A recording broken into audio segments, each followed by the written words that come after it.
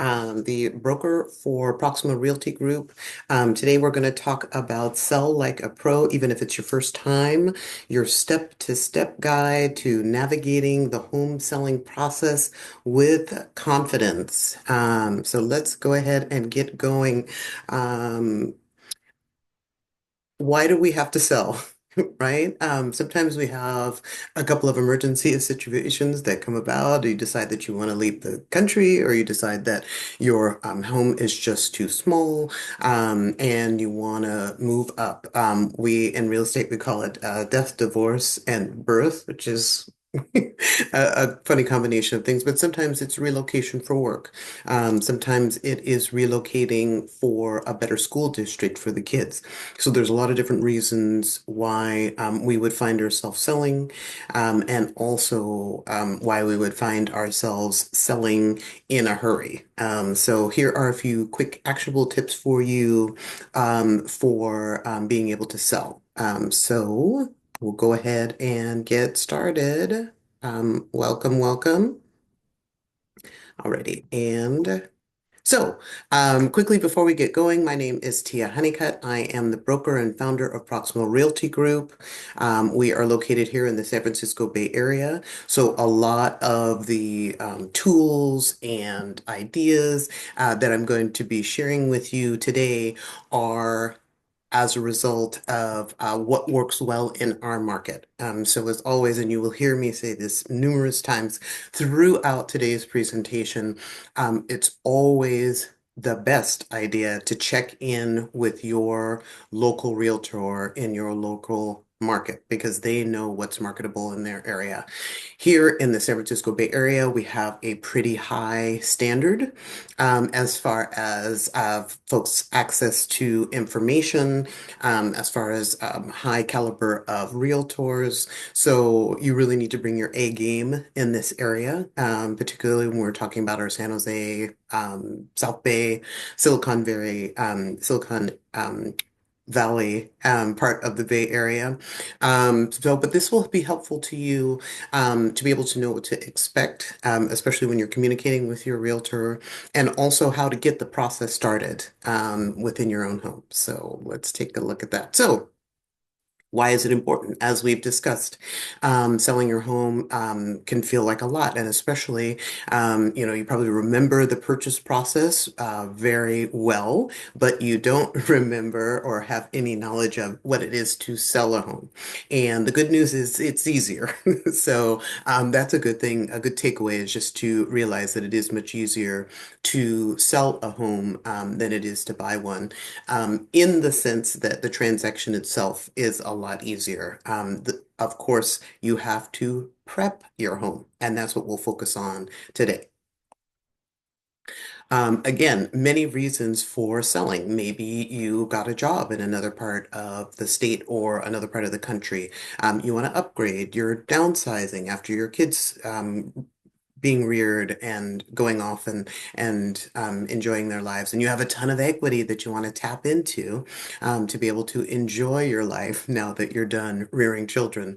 So the number one goal when you get the idea that, wow, we've got, hundreds of thousands of dollars stored up in the home, we'd like to access some of that, is to really sit down and figure out what your goals are, and how you'd like to achieve them, what kind of timeline. And then, of course, it's time to reach out to the professionals and see how we can make that happen for you.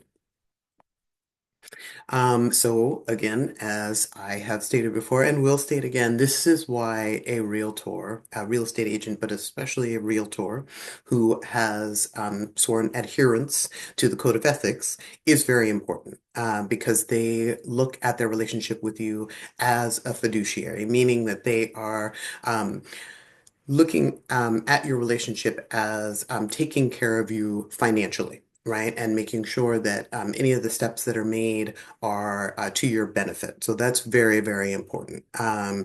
Also, they bring expert market knowledge, understanding, what's going to fly and what isn't in your particular market. And then, of course, they know about trends and how to price. And this is one of the biggest mistakes that folks make. Number one is pricing improperly, and number two is the presentation of the property. Those two things will kill any sale. So a realtor is really going to help you with that. And it is okay to sit down and have a conversation with them. In fact, it's very important to sit down, discuss your goals, discuss why you're thinking about selling, and how they can assist you in that process. Another reason it's really important to get a realtor is that a lot of the process is negotiable. Right. So both in your negotiation with your potential buyer, your negotiation with any vendors that you might be working with, or even the ability to contact vendors.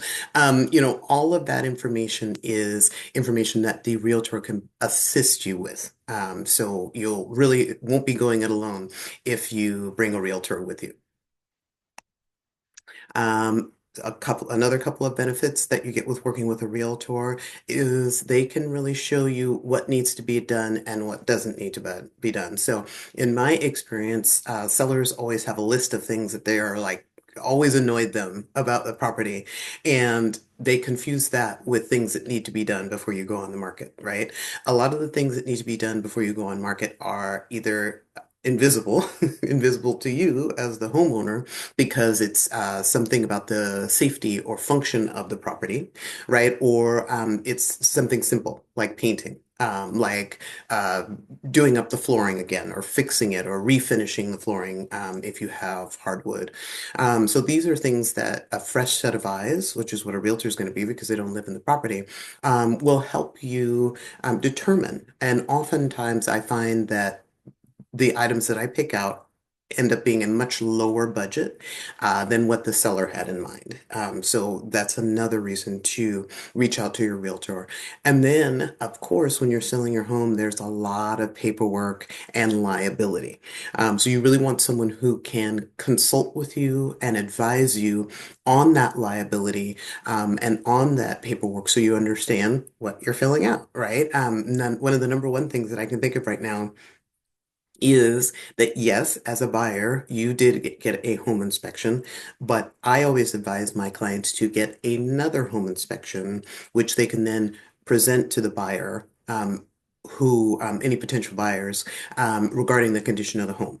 And the reason that I suggest that sellers do that is because any potential buyers will know what the condition of the home is going into escrow, and then it minimizes situations where the buyer comes back and says, "Oh, well, I didn't know, that this was wrong with the home or that was wrong with the home, and therefore I want money off." Or therefore, I don't want to move forward with the sale, right? Because by the time you get into escrow, you've made all this effort to prepare your home for the market. The last thing you want to do is have it fall apart because there was some condition issue that you didn't know of ahead of time. Even if you don't address the condition issue, it's still important to have it and disclose it because maybe the buyer will be like, I don't care.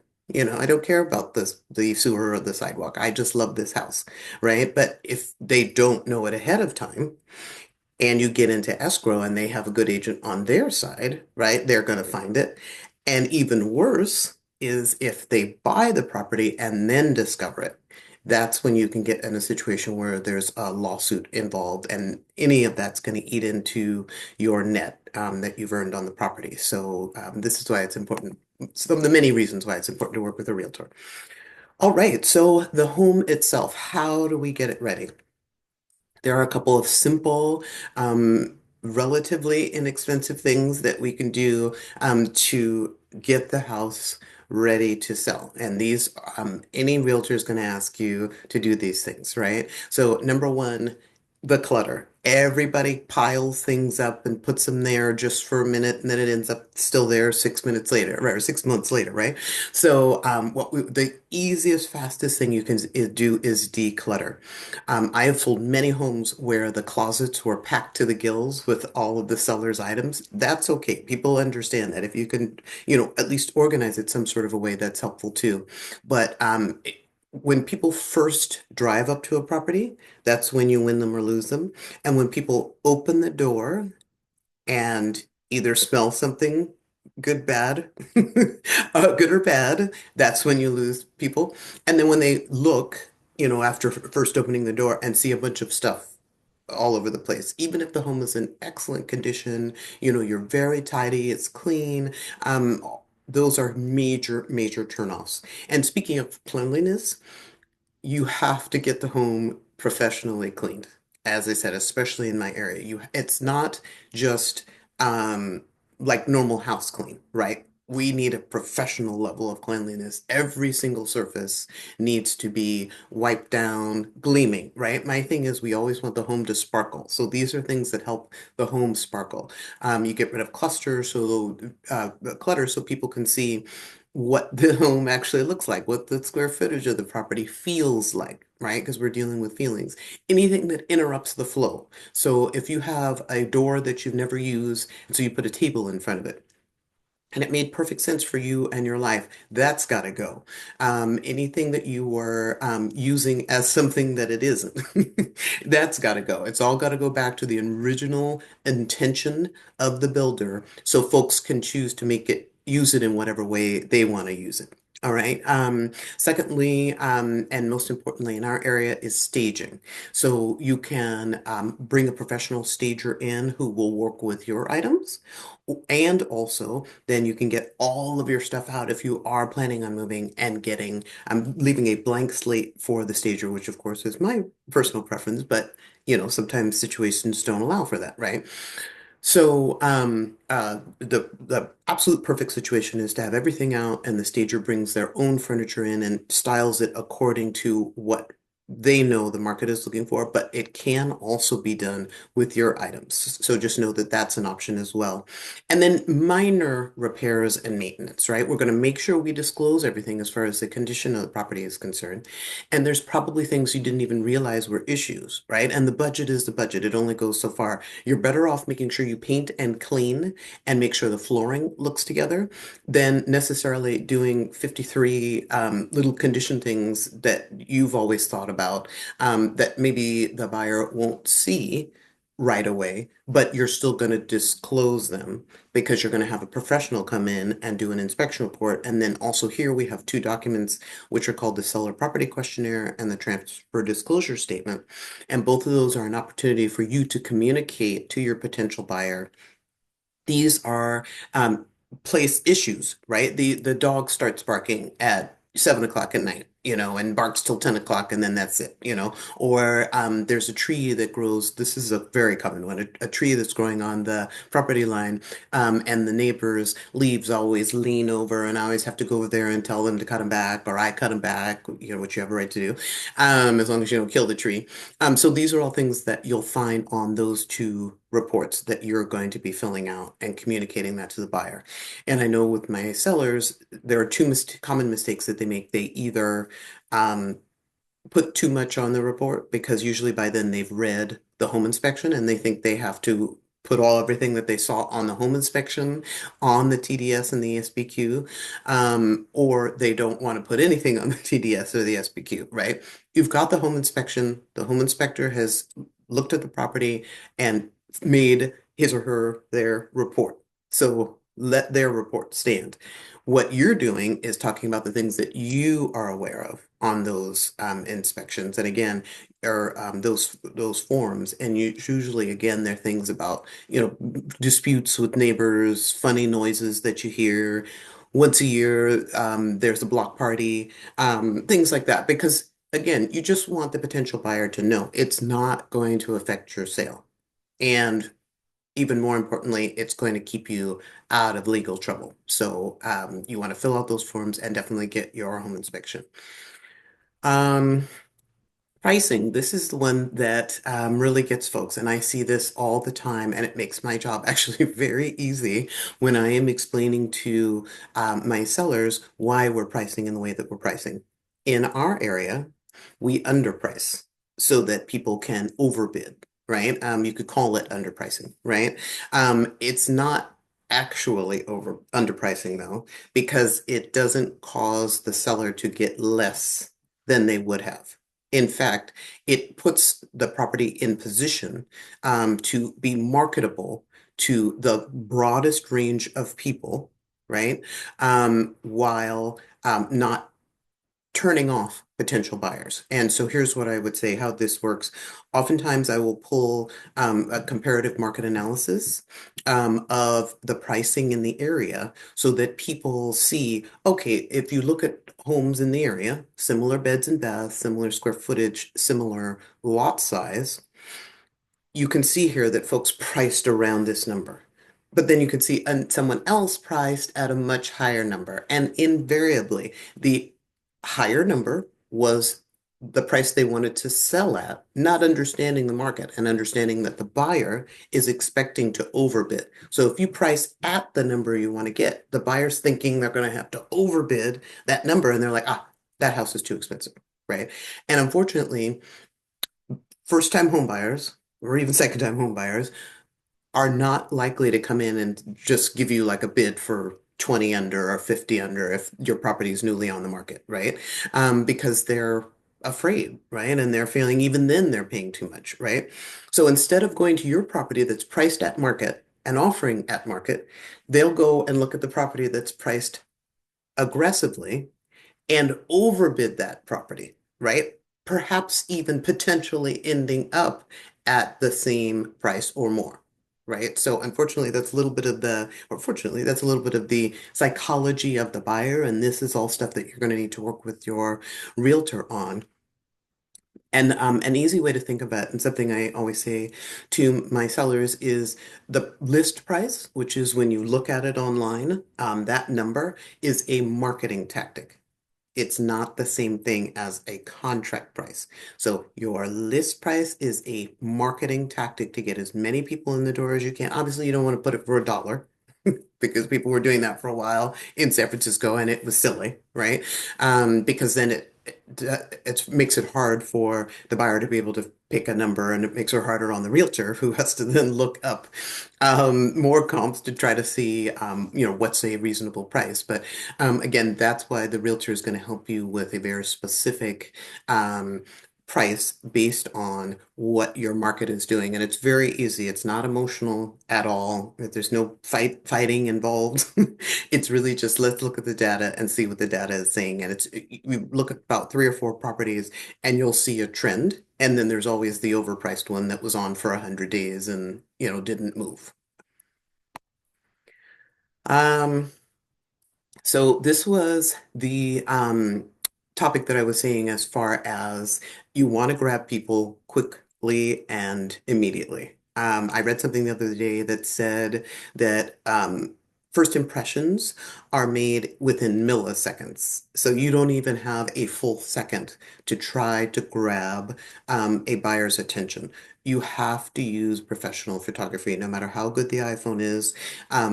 It's not even necessarily the quality of the photo, but it's the way the photo is framed.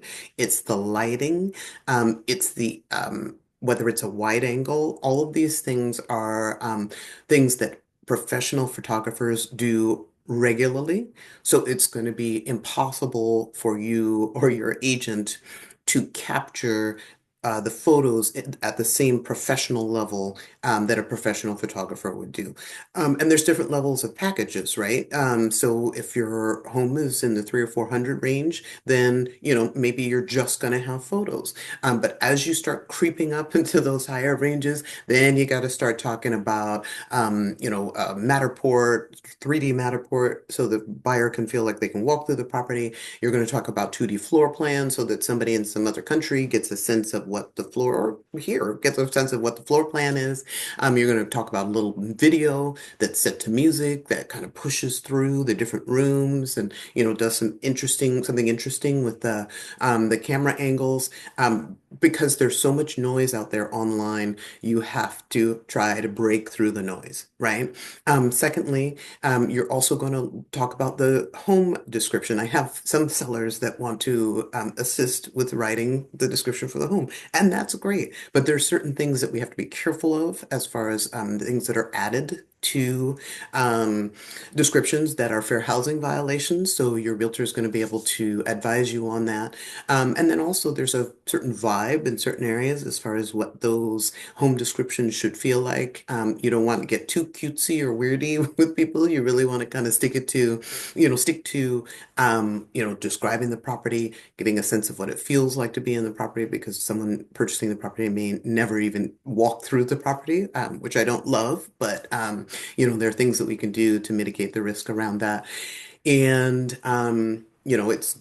for many people, they're deciding whether or not they are going to visit a property based on the online presentation solely. Right. And then also work with your realtor to see if social media is part of their plan. Of course, with me, social media is absolutely part of the plan.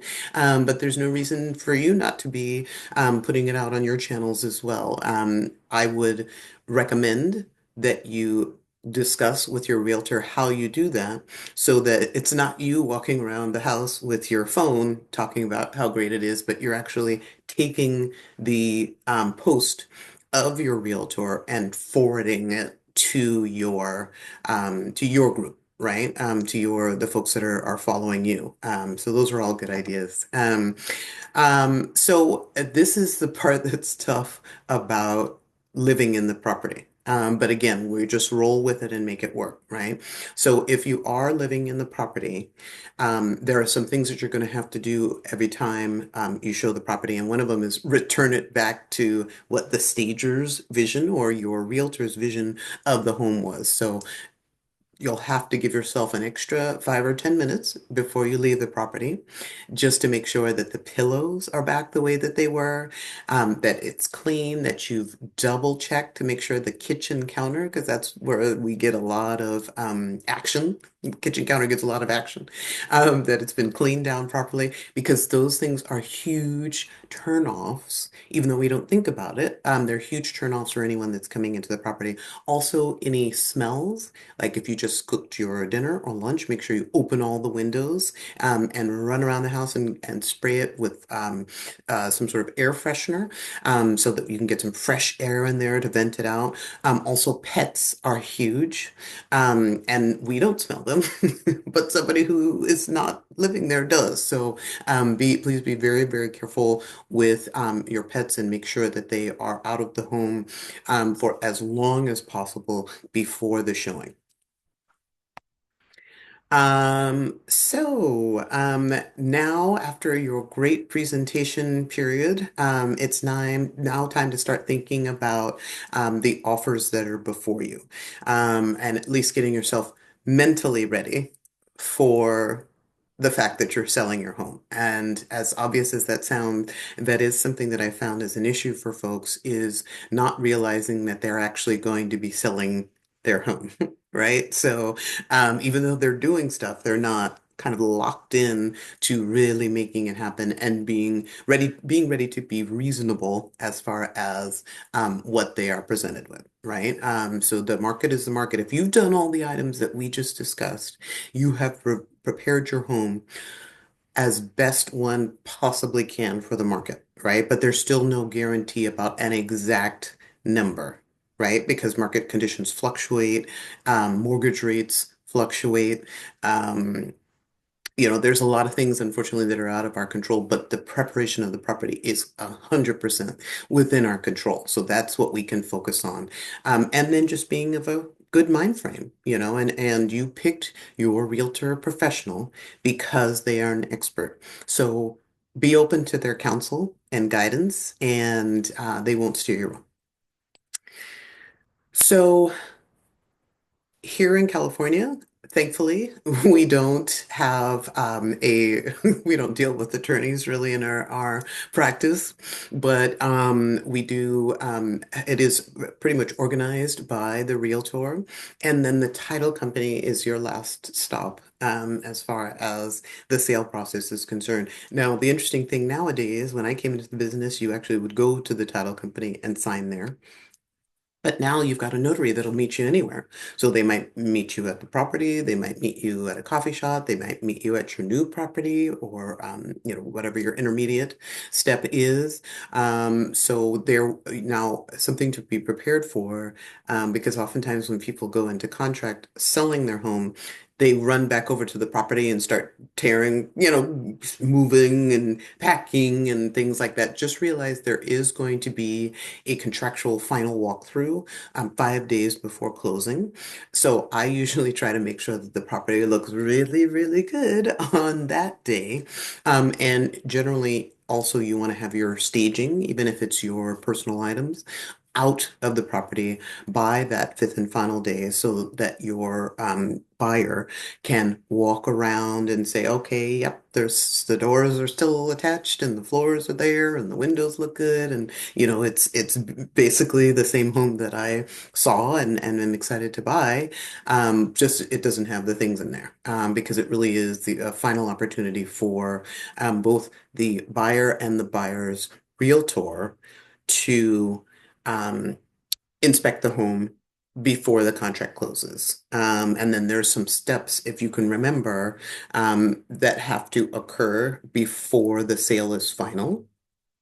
So just remember that. So all the way up until pretty much the close of escrow, we're still going to want to make sure the landscaping looks good. We're still going to want to make sure the garbage is getting picked up and arranged for, right? And getting rolled out to the curb so it can be taken away because we don't want those things piling up in the 30 days while we're waiting to close because we still want the property to look as sightly as we can prior to them closing because if there's an issue, there's something else that will have to be negotiated, even though they have removed contingencies by this point.